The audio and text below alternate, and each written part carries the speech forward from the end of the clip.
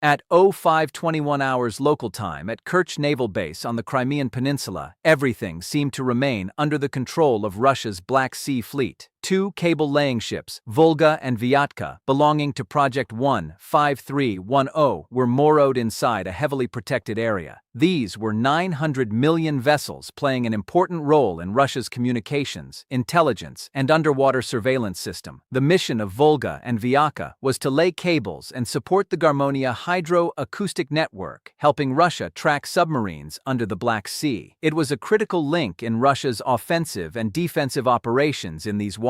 The Russian commander believed his fleet was safe, but he didn't know that Ukraine would shatter all of those illusions in just a few minutes. From the northwest, 14 Ukrainian A and 196 Lutuyas were circling around the Crimean Peninsula and heading toward the Kerch Strait. They were flying at 100 miles per hour in a wide dispersed formation, skimming just above the sea at an altitude of 220 feet, low enough to disrupt Russian radar signals. At the same time, from the central Black Sea, 6 Majira, 5 unmanned surface vessels were also cutting through the waves toward Kerch. 3 carried real 700-pound warheads. 2 were decoys, and the final one carried radar jammers emitting signals designed to deceive enemy radar. A multi-layered trap had been set quiet but deadly. On the coast of Odessa, the Ukrainian control crew monitored the entire operation through the electro-optical sensors of a Bayer TB-2, flying at 2,500 feet. On their targeting screen, the objective appeared very clearly: Volga and Vyatka.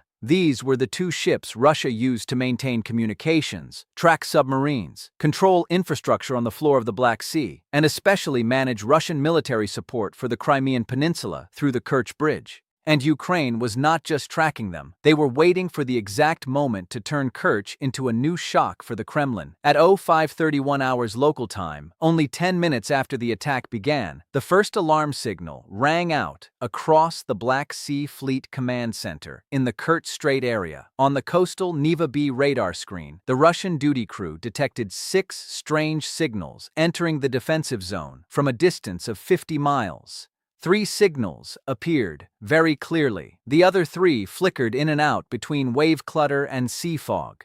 They were approaching at high speed with a radar cross-section of around 540 square feet across all 6 targets.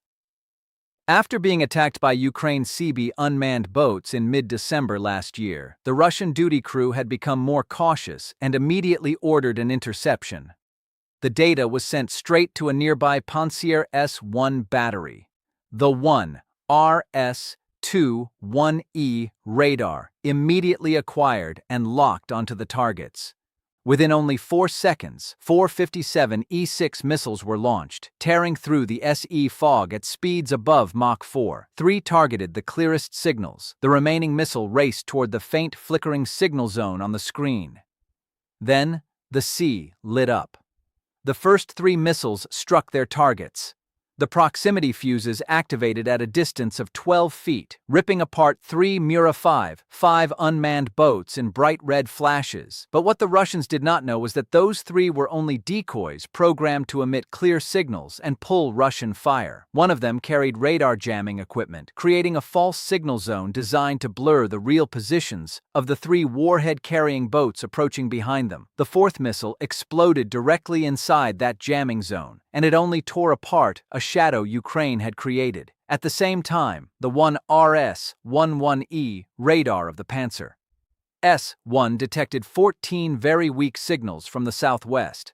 The signals appeared scattered across the screen, flying low just above the sea at around 200 feet. They blended into background clutter from waves, fog, and the electronic aftershock left behind by the interception sequence that had just taken place. The automatic classification system could not clearly determine whether they were UAVs, seabirds, or leftover radar clutter, and those few seconds of hesitation became a fatal mistake. Ukraine knew that very well, and they had prepared one more trap for Russia's air defense layer. Inside the 2 decoy Mura 55 boats that had just been intercepted, each one was also carrying 4 FPVs fitted with jamming warheads before being completely destroyed. They had managed to release 8 FPVs exactly according to plan. As metal fragments and electronic interference from the explosions began spreading and then gradually fading, The 8 FPVs immediately activated their mission. They scattered, flew low, switched on their jamming equipment, and created dozens of false reflection points on Russian radar screens. These signals were quickly sent back to the Panzer S-1 battery that had been tracking them for the past 3 minutes.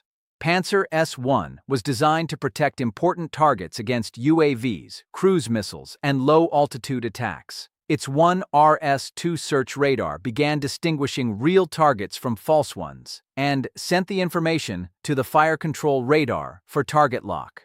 257E6 missiles were ready to launch, along with two 30mm 2A38M automatic cannons used to sweep targets at close range. In theory, this was one of the systems Russia believed to be among the most effective UAV and FPV hunters. When the 8 FPVs flooded into the kill zone, the Panzer S-1 battery commander gave the order to fire. 857E6 missiles left their launchers, tearing through the fog at speeds above Mach 3. 6 acquired signals clear enough to engage. Their proximity fuses activated only 10 feet from the targets, shredding 6 FPVs into small fireballs over the sea. But the 2 outermost aircraft had already escaped the interception axis. They spread wide to both sides, dropped close to the water surface, and blended into the background clutter of 5 to 7 feet waves. On Russian radar screens, they were reduced to 2 weak traces, flickering in and out through the fog.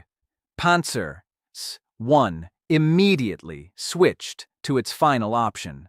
The two 30mm automatic cannons opened fire. Dense burst at a rate of 5,000 rounds per minute ripped through the fog, sweeping across the sea surface in continuous chains of fire. At close range, cannon fire became effective. The 2 remaining FPVs were torn apart before they could push deeper into the defensive zone. In just a few short minutes, Ukraine had forced Panzer S-1 into a costly firepower-draining fight created by the trap Ukraine had set, and that was exactly the screen Ukraine needed.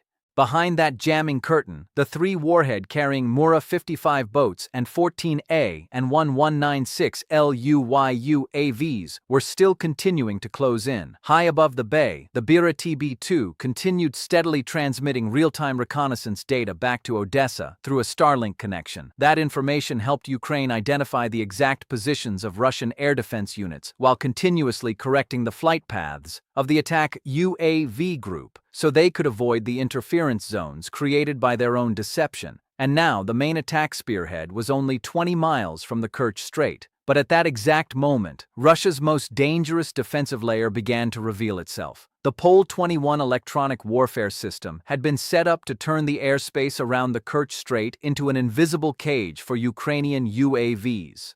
At 05:48 hours local time, Pol-21's R-34ORP jamming modules began transmitting pulses simultaneously from antennas mounted on telecommunications poles in high towers around the defensive area.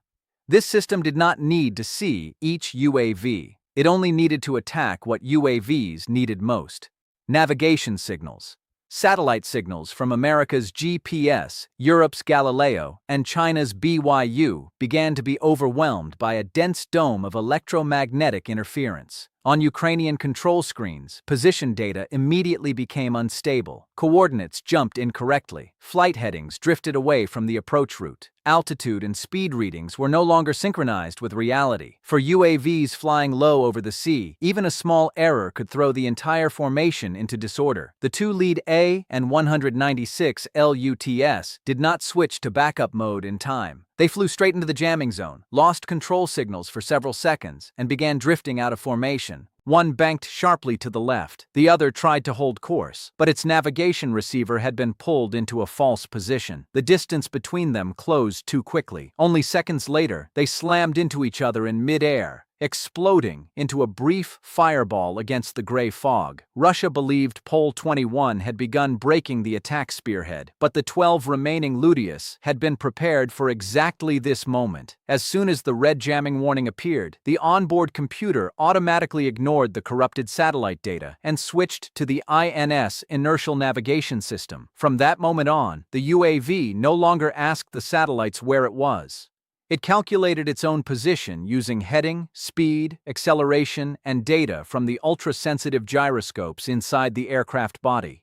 At the same time, automatic terrain matching mode was activated.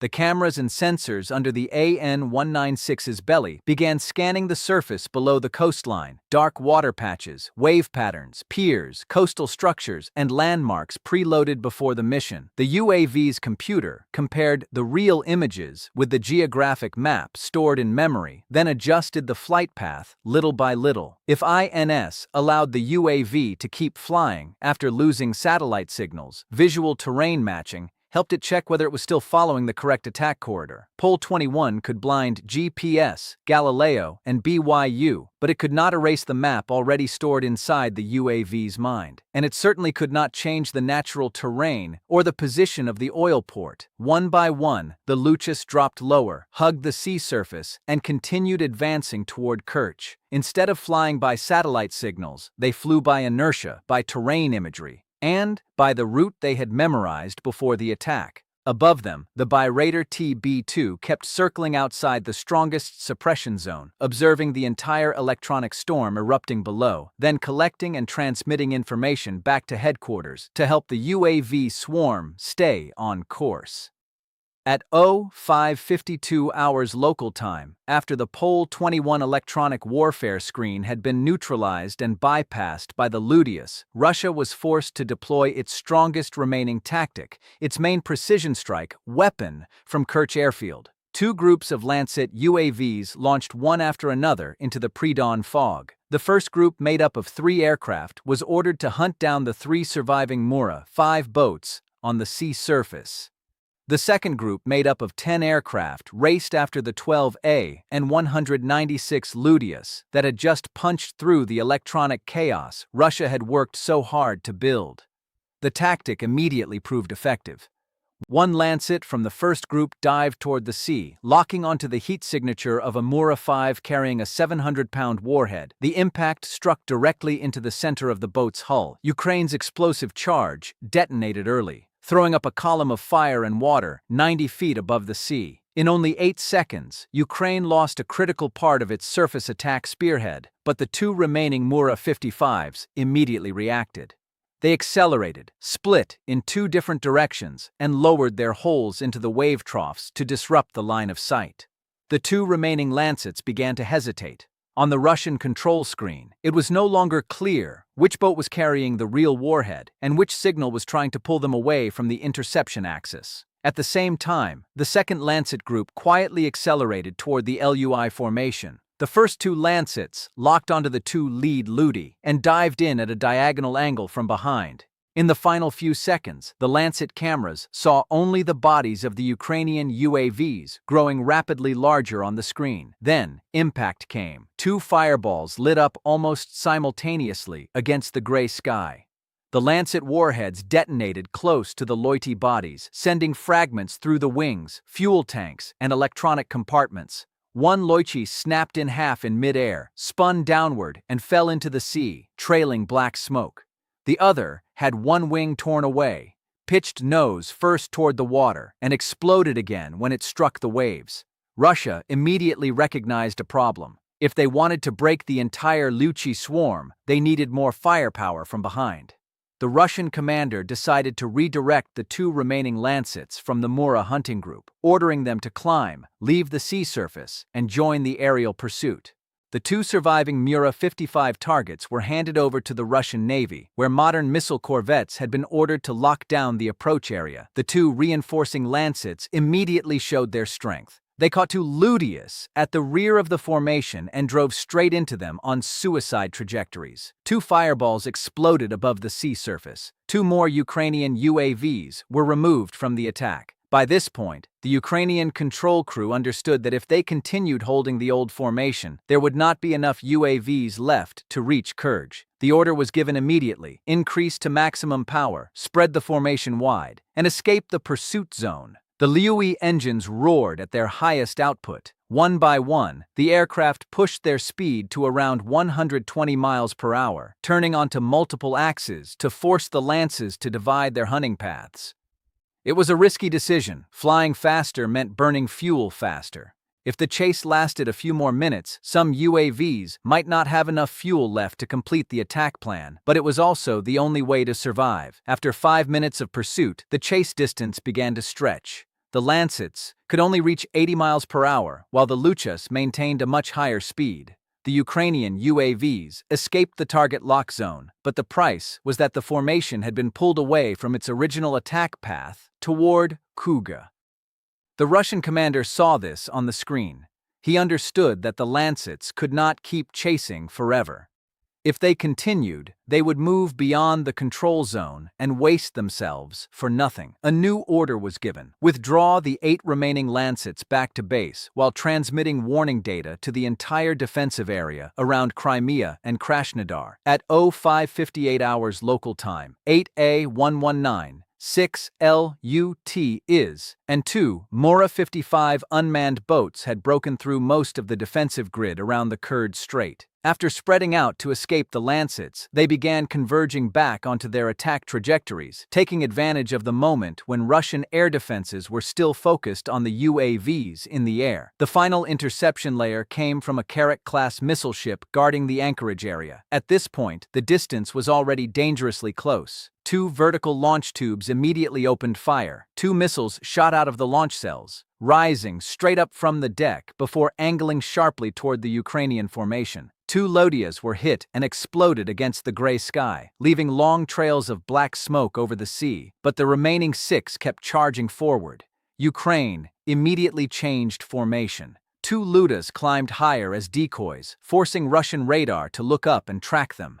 The other 4 dropped lower, skimming close to the water to conceal the true approach vector of the 2 Magura 5 boats racing in at sea level. The shipborne Panzer M missile gun air defense system on the Kerch was activated. 2 Hermes K missiles left the launcher, accelerating rapidly through the fog. They locked onto the 2 Latias flying the highest. 2 flashes erupted almost at the same moment. The 2 decoy UAVs were torn apart in midair. Russia had just eliminated 2 more targets, but it had also misread the main focus of the attack. At that moment, the 4 low-flying Ludias and the 2 Mura 55 boats entered the extreme close-range fire zone. The Panzer M defensive crew no longer had time to use missiles. They switched to the twin AO-18KD 30mm rotary cannons, capable of firing up to 10,000 rounds per minute. In an instant, the deck shook violently. Streams of glowing red tracers tore across the sea, forming a wall of fire in front of the ship's bow. 1 Mora 5 charged straight into the barrage. Around 20 rounds of 30mm cannon fire tore through its bow, hull, and explosive compartment. Then, its 700-pound warhead detonated. A massive fireball erupted from the surface of the water, throwing up a wave column 75 feet high. The blast pressure slammed back into the Kerch hole, shaking the observation screens and covering the forward sector in steam, black smoke, and burning composite debris. In that chaos, the next burst from the AO-8KD continued to sweep through the UAV formation. 1 Luchi was hit in the wing, spun out, and crashed into the sea. But the remaining 3 no longer held the same flight path. 1 climbed higher to split the firing angle. The other 2 dropped even lower to the surface, shadowing the last Magura 5 as it hid in the smoke and broken waves. The Panzer gun barrels were immediately pulled upward to follow the 2 aerial targets. The elevation angle increased to around 60 degrees. In those few brief seconds, the entire close-range firepower of the Russian ship was forced to choose between the aerial targets and the threat on the water. And that was enough. The last Magura 55, together with the 2 low-flying Lutias, slipped through the gap that had just opened and closed in on the anchorage area of the Volga and Vyaka. Russia's final defensive layer was still firing, but Ukraine's main strike had already passed the point where it could be easily stopped. Above the Kerch Strait area, the Bayer TV-2 was still quietly holding position at an altitude of 2,500 feet. From above, its electro-optical sensors locked firmly onto the final 2 targets, Volga and Vyatka. Fire control data, approach angles, wind direction, anchorage position, and weak points on the holes were immediately transmitted back to the Ukrainian control center. Below the anchorage area had fallen into chaos. 2 12.7mm cord-heavy machine guns at defensive positions near the pier began opening fire, sending long bursts across the sea surface. On the Kerch-class missile ship, the two A-08KD rotary cannons were still roaring, firing streams of 30mm rounds through the fog, but Russian firepower was now divided. One part was trying to track the UAVs above, while the other was trying to find the Mura-5, hiding close to the water. Those few seconds of delay were all Ukraine needed. The final Mura-55 pressed close to the sea surface and drove straight into the starboard side of the Volga, right in the low section near the waterline. This was the most dangerous point for a moored ship because the explosion would not only strike the outer steel hull, but could also rupture technical compartments and cause internal flooding. When the 700-pound warhead detonated, the temperature at the center of the blast could exceed 2,500 degrees Celsius. In the first instant, the shockwave slammed directly into the steel hull, creating extreme pressure close to the impact point, enough to tear open a section of plating near the technical compartment and to form the side of the ship close to the waterline. A column of fire and water shot straight up beside the ship. The pressure from the explosion drove tons of seawater back into the Volga's hull like a giant hammer. During the first 5 seconds, the entire vessel shook violently. Welds around the impact zone were stretched under force. Part of the deck near the starboard side was thrown upward, and seawater began flooding into the lower compartments. The electrical system in the auxiliary machinery area shorted violently and then went dark. Cables, metal fragments, and technical equipment fell into the water amid white smoke, hot steam, and burning composite debris. Almost at the same moment, the two remaining AN-196 Ludius attacked the Vyatka from 2 different angles. The first one dived into the rear deck area, where the cable-laying equipment, winch assembly, technical guide rails, and compartments used for underwater missions were located. The impact created a large explosion directly on the deck. Blast pressure swept across the steel surface, blowing off covers, breaking equipment mounts, and throwing debris across the stern. Heat from the explosion ignited oil, wiring, and composite material left from the UAV's body, causing the fire to spread quickly into a long burning strip along the technical deck. The second Liuchi drove straight into the superstructure of the Vyatka, where communication antennas, sensors, observation stations, and the mission control compartment were concentrated. The explosion occurred higher above the deck, sending fragments sweeping across the equipment clusters on top of the ship. Antennas were snapped apart. The command compartment windows shattered under the pressure wave. Part of the communications and sensor system was destroyed on the spot. Black smoke rolled upward from the middle of the vessel, while the fire temperature around the superstructure continued to rise, causing wiring, insulation, and electronic equipment inside to begin melting or smoldering. The consequences appeared almost immediately. Volga had been struck low near the waterline, facing the risk of compartment flooding and loss of stability while moored. Vyatka had been hit on 2 levels at once. Its technical deck was burning, while its superstructure had lost sensors and communications. One ship lost the ability to operate safely. The other lost the ability to command, observe, and continue its specialized mission. The strike did not only create 3 separate explosions, it struck directly at the vital functions of the 2 cable-laying ships, their ability to move, deploy underwater equipment, communicate, and maintain surveillance missions in a single moment. Volga and Vyatka were no longer 2 quiet strategic assets serving Russia's network beneath the Black Sea. They had become 2 burning masses of steel inside the very area Russia believed was the most heavily protected zone in Kerch. The consequences of this strike were not only that Volga and Vyatka were destroyed or heavily damaged. The bigger problem was that Russia had lost 2 specialized assets with important roles in its communications, surveillance, and undersea warfare network in the Black Sea. These were not ordinary transport ships, but technical platforms used for cable laying, supporting hydroacoustic systems, tracking submarines, and potentially conducting missions involving undersea infrastructure on the seabed. For Russia, this damage will be very difficult to replace quickly. Ships like Volga and Vyatka contain large amounts of electronics, sensors, winch systems, technical compartments, and specialized equipment. under sanctions and limited access to components. Repairing or replacing them will be expensive, time-consuming, and will weaken the Black Sea Fleet undersea operational capability. The military meaning is even more serious. The strike shows that Ukraine is not only attacking warships, but targeting the entire ecosystem that helps Russia maintain control over Crimea, ports, FIs, bridges, radar, air defense, specialized vessels, and undersea surveillance networks. When these targets are threatened at the same time, Crimea is no longer a safe rear base. It is gradually becoming an isolated area that must be defended constantly. Operationally, Ukraine proved the effectiveness of a combined attack model, and 196 Luchi long-range UAVs, Magura 5 unmanned surface vessels, decoys, jamming, and aerial reconnaissance. Smaller, cheaper platforms, when coordinated at the right tempo, forced Russia to expend missiles, divide its firepower, and expose gaps in the multi-layered defense network around Kerch. The strategic impact is that Russia is forced to adjust how it protects Crimea. The Black Sea Fleet must disperse more widely, air defense must stretch across more directions, and logistics must depend more heavily on routes in southern Ukraine that are easier to attack.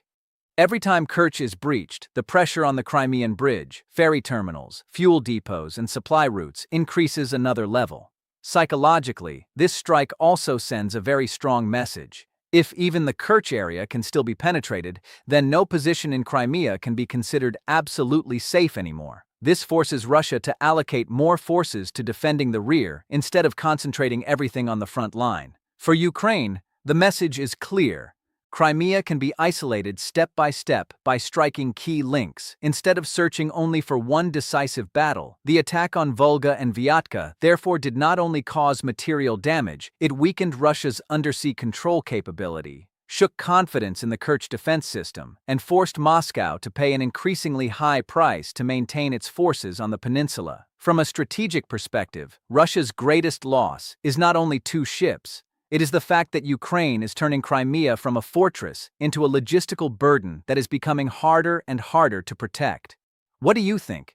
In your view, was Russia's biggest loss in this strike the loss of Volga and Vyatka, or the shock of seeing the Kerch defense system pierced right in front of the Black Sea Fleet? Leave your comment below. If you want to keep following detailed military analyses of the Ukraine battlefield and the situation in the Black Sea, don't forget to subscribe to the channel, turn on notifications, and keep watching to see which link Ukraine will strike next to bring peace closer.